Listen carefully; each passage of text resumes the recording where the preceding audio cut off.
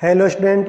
तो last lecture में हमने पेप्टाइड के बारे में पढ़ा था कि पेप्टाइड क्या होता है और अमीनो अम्लों की संख्या के आधार पर हमें देखना था कि पेप्टाइड कितने प्रकार के होते हैं। तो आइए उसको आगे कंटिन्यू करते हैं। अमीनो अम्लों की संख्या के आधार पर पेप्टाइडों को निम्न 4 श्रेणियों में वर्गीकृत किया गया है।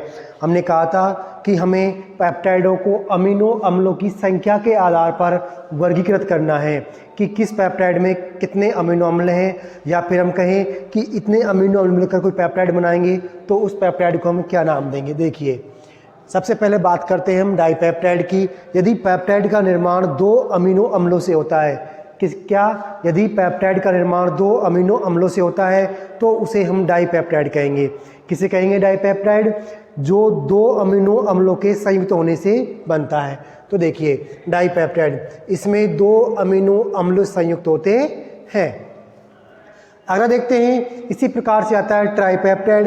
ट्राइपेप्टाइड क्या होगा? इसमें 3 अमीनो अम्ल संयुक्त होंगे, यानी कि 3 अमीनो अम्लों के मिलने से या 3 अमीनो अम्लों के मध्य पेप्टाइड बॉन्ड बनने से जो पेप्टाइड का निर्माण होगा उस पेप्टाइड को हम क्या कहेंगे? उस पेप्टाइड को हम ट्राइपेप्टाइड कहेंगे। ट्राइपेप्टाइड, इसमें 3 अमीनो अम्ल संयुक्त होते हैं। इसी प्रकार से टेट्रापेप्टाइड, इसमें 4 अमीनो अम्ल संयुक्त होते हैं। टेट्रापेप्टाइड में 4 अमीनो अम्ल संयुक्त होते हैं। अब सबसे लास्ट में चौथा प्रकार आता है पॉलीपेप्टाइड, जो कि बहुत ज़्यादा इम्पोर्टेंट है। यदि संयुक्त होने वाले अमीनो अम्लों की संख्या 10 या उससे अधिक है तो उसे हम पॉलीपेप्टाइड कहेंगे। किसे कहेंगे पॉलीपेप्टाइड? हम पॉलीपेप्टाइड कहेंगे जिसमें संयुक्त होने वाले अमीनो अम्लों की संख्या 10 या उससे अधिक है। तो आइए देखिए पॉलीपेप्टाइड, इसमें 10 या अधिक अमीनो अम्ल संयुक्त होते हैं। अतः हम पॉलीपेप्टाइड में क्या कहेंगे? अतः पॉलीपेप्टाइड का अणुभार 10,000 या उससे अधिक होने पर उसे प्रोटीन कहेंगे। हमने क्या कहा था कि पॉलीपेप्टाइड ही प्रोटीन होते हैं। क्या कहा था? कि पॉलीपेप्टाइड ही प्रोटीन होते हैं। तो कौन से पॉलीपेप्टाइड प्रोटीन होंगे? वे पॉलीपेप्टाइड जिनका अणुभार 10,000 या उससे अधिक होता है वो पॉलीपेप्टाइड क्या कहलाएंगे? वो पॉलीपेप्टाइड प्रोटीन कहलाएंगे। अब 10,000 अणुभार होने के लिए कम से कम कितने अमीनो अम्ल चाहिए होते हैं? तो इसके लिए कम से कम 100 अमीनो अम्ल चाहिए होते हैं। तो ऐसे पॉलीपेप्टाइड जो 100 अमीनो अम्लों से मिलकर बने होते हैं उनको हम क्या कहेंगे? उनको हम प्रोटीन कहेंगे। या फिर हम कहें कि ऐसे पॉलीपेप्टाइड जिनका अणुभार लगभग 10,000 होता है उन्हें हम पॉलीपेप्टाइड या प्रोटीन कहते हैं। उन पॉलीपेप्टाइड को प्रोटीन कहते हैं। तो देखिए, अतः पॉलीपेप्टाइड का अणुभार 10,000 या इससे अधिक होने पर उसे हम प्रोटीन कहेंगे। किसे कहेंगे? अणुभार 10,000 या इससे अधिक होने वाले पॉलीपेप्टाइड को। अब इसी बात को हम दोबारा इस प्रकार से कह सकते हैं, प्रोटीन वास्तव में उच्च अणुभार वाले पॉलीपेप्टाइड होते हैं। उच्च अणुभार क्यों कहा हमने? क्योंकि इनका अणुभार 10,000 या इससे अधिक होता है। तो हमने कह दिया कि प्रोटीन वास्तव में उच्च अणुभार वाले पॉलीपेप्टाइड होते हैं जिनमें 100 या अधिक अमीनो अम्ल परस्पर पेप्टाइड बंध से जुड़े हुए होते हैं।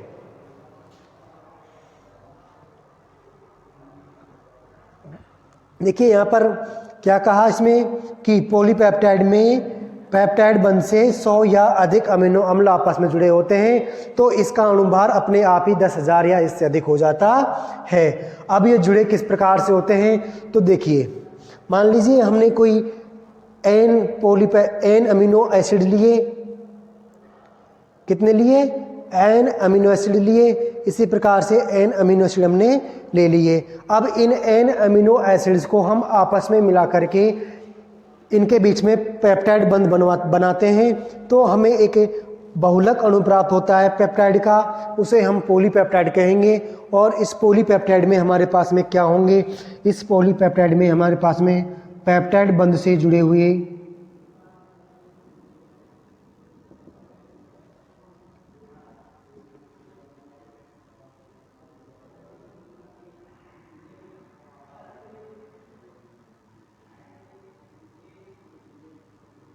ये क्या होगा? ये पेप्टाइड बंद होगा, जो डॉट डॉट से दर्शाया गया है वो पेप्टाइड बंद है। तो इस प्रकार के इसमें n पेप्टाइड बंद पाए जाएंगे, यानी n से एक कम होगा। पेप्टाइड बंदों की संख्या इस प्रकार से होगी, तो आपको याद नहीं रखनी कितनी होगी। आपको ये देखना है कि इनमें जो पॉलीपेप्टाइड है उसमें सभी अमीनो एसिड आपस में जुड़े हुए हैं, किसके द्वारा? पेप्टाइड बंध के द्वारा।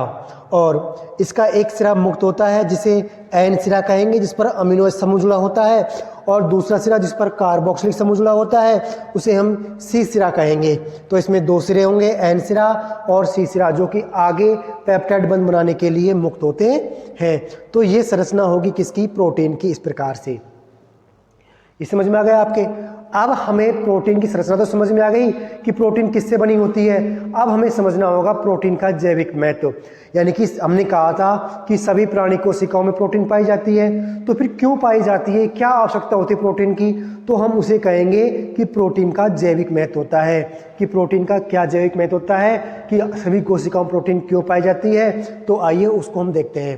प्रोटीन का जैविक महत्व, यानी कि शरीर में किस लिए प्रोटीन आवश्यक है, या फिर प्रोटीन का क्या कार्य होता है, वो सभी चीज़ हमें देखनी है प्रोटीन के जैविक महत्व के अंतर्गत।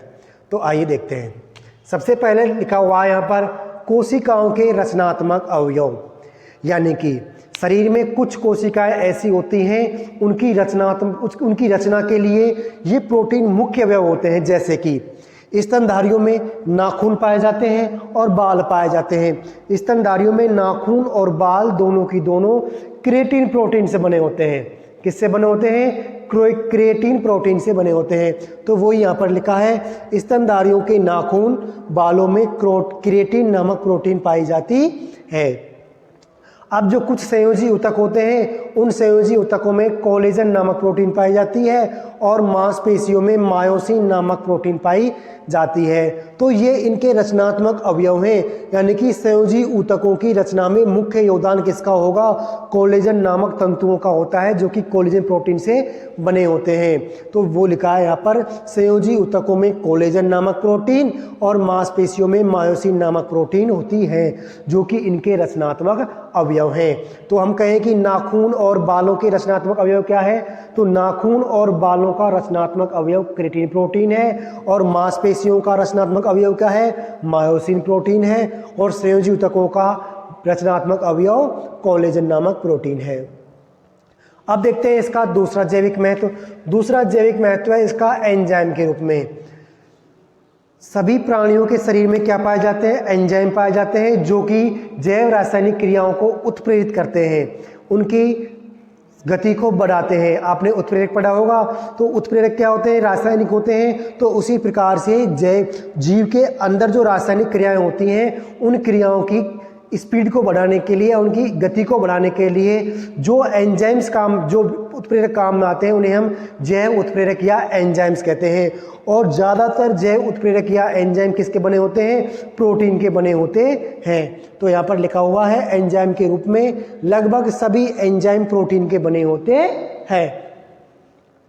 अगला तीसरा है हार्मोन के रूप में। अब आप जानते होंगे कि अंतःस्रावी शरीर में अंतःस्रावी ग्रंथियां पाई जाती हैं, और अंतःस्रावी ग्रंथियों के द्वारा क्या स्रावित होता है? अंतःस्रावी ग्रंथियों के द्वारा हार्मोन स्रावित होते हैं। तो ज़्यादातर हार्मोन प्रोटीन के बने होते हैं, जैसे कि अग्नाशय से स्रावित होने वाला इंसुलिन हार्मोन प्रोटीन का बना होता है। तो हम कह सकते हैं कि अंतःस्रावी ग्रंथियों से स्रावित होने वाले अधिकतर हार्मोन्स किसके बने होते हैं? प्रोटीन के बने होते हैं। तो देखिए हार्मोन के रूप में अंतःस्रावी ग्रंथियों से स्रावित होने वाले अधिकांश हार्मोन प्रोटीन के बने होते हैं। इसका एग्जाम्पल दिया हुआ है अग्नाशय से स्रावित इंसुलिन हार्मोन। अब चौथा देखते हैं हम ऑक्सीजन वाहक के रूप में। आप जानते हो कि हमारे शरीर में ऑक्सीजन का वहन या वाहक कौन होता है? तो हमारे शरीर में फेफड़ों से ऑक्सीजन को कोशिकाओं तक कौन पहुंचाता है? फेफड़ों से कोशिकाओं तक ऑक्सीजन को पहुंचाता है ब्लड। और ब्लड में क्या पाई जाती है? आरबीसी। और आरबीसी में क्या पाया जाता है, हीमोग्लोबिन वर्णक पाया जाता है। ये हीमोग्लोबिन वर्णक ही ऑक्सीजन का परिवहन करता है, यानी कि फेफड़ों में जब ऑक्सीजन आती है तो फेफड़ों में से ऑक्सीजन ब्लड के साथ जुड़ जाती है। किसके साथ, ब्लड के हीमोग्लोबिन के साथ जुड़ जाती है और वहाँ से फेफड़ों से उस ऑक्सीजन का परिवहन होता है शरीर की विभिन्न कोशिकाओं तक। तो कोशिकाओं तक ऑक्सीजन का परिवहन हीमोग्लोबिन के द्वारा होता है। किसके द्वारा होता है, हीमोग्लोबिन के द्वारा होता है। शरीर में ऑक्सीजन का परिवहन किसके द्वारा हो रहा है, हीमोग्लोबिन के द्वारा हो रहा है और हीमोग्लोबिन को श्वसन वर्णक कहते हैं। अब ये हीमोग्लोबिन जो श्वसन वर्णक है वो बना होता है प्रोटीन का। तो हम कह सकते हैं कि प्रोटीन के परिवहन में ऑक्सीजन के परिवहन में प्रोटीन मुख्य भूमिका निभा रही है। क्यों निभा रही है, क्योंकि ऑक्सीजन का परिवहन हीमोग्लोबिन कर रहा है और हीमोग्लोबिन क्या है, एक प्रोटीन है। तो वही चीज़ लिखी हुई है कि ऑक्सीजन वाहक के रूप में हीमोग्लोबिन भी प्रोटीन से बना होता है जो O2 के वाहक का कार्य करता है। अगला देखते हैं हम, संक्रमण से सुरक्षा। संक्रमण से सुरक्षा, अब जो ये शरीर में क्या होता है, हमारे शरीर में कोई भी बाहर से सूक्ष्मजीव प्रवेश करता है तो उस सूक्ष्मजीव को हमारे शरीर में एंटीबॉडीज होती है वो नष्ट कर देती हैं। तो उनमें एंटीबॉडी में एक विशेष प्रकार की एंटीबॉडी होती है, उसे इम्यूनोग्लोबुलिन कहते हैं। क्या कहते हैं, इम्यूनोग्लोबुलिन प्रोटीन कहते हैं, इम्यूनोग्लोबुलिन एंटीबॉडी कहते हैं, जो कि एक विशेष प्रकार की प्रोटीन होती है। क्या होती है, एक प्रोटीन होती है। इस प्रोटीन के द्वारा शरीर में प्रवेश करने वाले जीवाणुओं को या सूक्ष्मजीवों को नष्ट कर दिया जाता है। किसको नष्ट कर दिया जाता है, सूक्ष्म जीवों या जीवाणुओं को नष्ट कर दिया जाता है, जिससे कि आगे उनका संक्रमण शरीर में नहीं फैल पाता है। तो इम्यूनोग्लोबुलिन जो कि एंटीबॉडी होती है शरीर में क्या कार्य करती है, बाहर से प्रवेश करने वाले सूक्ष्म जीवों या जीवाणुओं को नष्ट कर देती है और संक्रमण को रोकने का कार्य करती है। अब जो ये इम्यूनोग्लोबुलिन है वो किसकी बनी होती है, ये इम्यूनोग्लोबुलिन प्रोटीन की बनी होती है। तो हम कह सकते हैं कि प्रोटीन एंटीबॉडी के रूप में संक्रमण से सुरक्षा का कार्य करती है।